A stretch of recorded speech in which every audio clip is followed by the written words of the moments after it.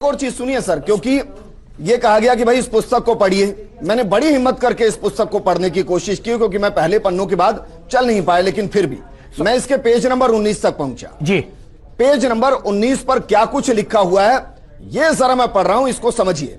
उसके page number 19 पर लिखा है कि विवरण श्री शिव महापुराण में शब्दाशब्द लिखा है।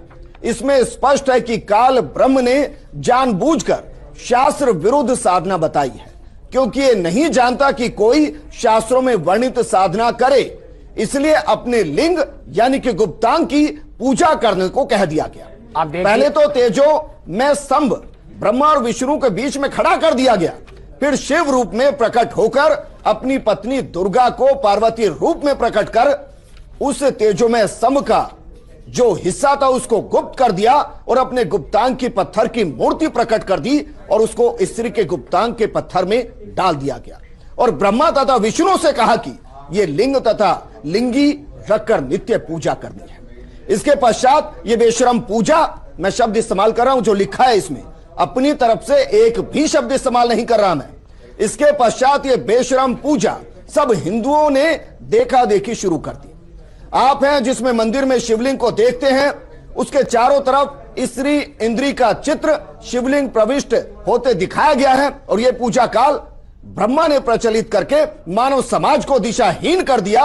वेदों तथा गीता के विपरीत साधना की जा रही है, यह इसके अंदर लिखा हुआ है। बाल मुकुंदाचार्य जी, इस विवरण को पढ़कर कैसा लग रहा?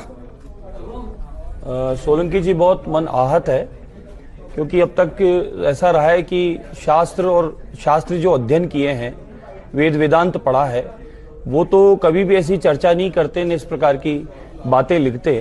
ये जो भी रामपाल जी सज्जन है, इस समय तो ये एक बड़ी यात्रा में है, सभी को पता है, और ये कहीं ना कहीं इनके कर्म का ही दंड है। जिस प्रकार के कर्म कर रहे हैं वैसा दंड भगवान इनको प्रदान भी कर रहे हैं। शिवलिंग की पूजा अर्चना साइंस भी है, विज्ञान भी है, और शिवलिंग का जैसा भी कौशलेंद्र जी ने कहा कि संस्कृत की भाषा में उसका भावार्थ समझाया, व्याकरण की माध्यम से भी समझाया, तो इनको तो समझाना भी मूर्ख कहते हैं कि ज्ञानी को भी बोलना बेकार है और अज्ञानी को बोलना भी बेकार है जी। तो इनको क्या बोले, क्या समझावें? अगर ये थोड़ा सा भी शिवलिंग पूजा का विज्ञान समझ लेते तो ये ऐसी भाषा नहीं लिखते। शिव महापुराण के अनुसार शिवलिंग क्या है, देखिएगा। विद्वेश्वर संहिता भाग 1 अध्याय 6 श्लोक 27 से 30 तक। नंदिकेश्वर बोले, हे वत्स, सुनो मैं तुम्हारी प्रीति से कहता हूँ। पूर्व काल में जो पहला कल्प था, जो लोक में विख्यात है, उस समय महात्मा ब्रह्मा और विष्णु का परस्पर युद्ध हुआ था। उनके मान दूर करने को उनके बीच में उस निष्कल परमात्मा ने स्तंभ रूप अपना स्वरूप दिखाया। तब जगत के हितकारी इच्छा से निर्गुण शिव ने उस तेजोमय स्तंभ से अपने लिंगकार का स्वरूप दिखाया। उसी दिन से लोक में वह निष्कल शिव जी का लिंग विख्यात हुआ और सतगुण रूप में बेर रूप की कल्पना की गई। देवताओं की वह बेर पूजा इच्छानुसार भोगों को देने हारी है, परंतु शिव का लिंग बेर भोग और मोक्ष दोनों का देने हारा है। विद्वेश्वर संहिता 1 अध्याय 16 श्लोक 100 से 107। प्रकृति शब्द मात्रादिकों से इंद्रिय भोग कारण से, जो यह यानी भग प्रकृति का है, इसी से भोग कहलाता है।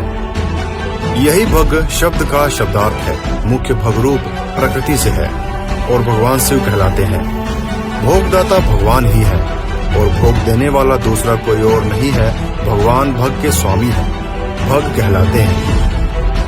भग सहित लिंग और लिंग सहित भग, यही दोनों भोग के निमित्त और नित्य भोग के निमित्त है। लिंग रूप भगवान शिव का पूजन करें, उसको कर्म उत्पन्न करने वाले का चिन्ह होने से और लोक उत्पन्न करने से सूर्य का नाम भी भग है।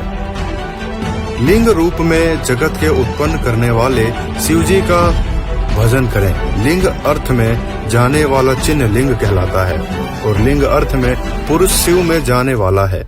शिव शक्ति के चिन्ह के मिलन का नाम लिंग है।